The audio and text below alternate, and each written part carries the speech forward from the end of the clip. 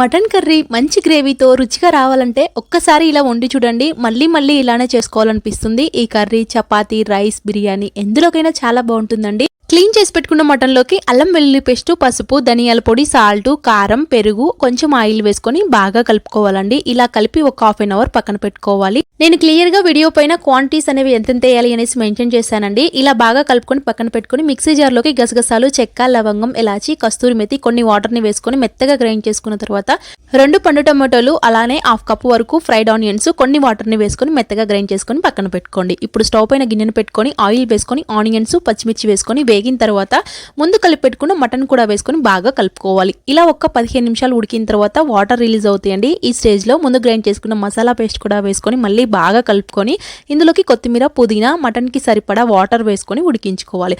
ఇప్పుడు mutton medium flame లో పెట్టుకొని ఉడికించుకొని లాస్ట్ లో కొంచెం కొత్తిమీర వేసుకోవాలండి. చాలా చాలా బాగుంటుంది.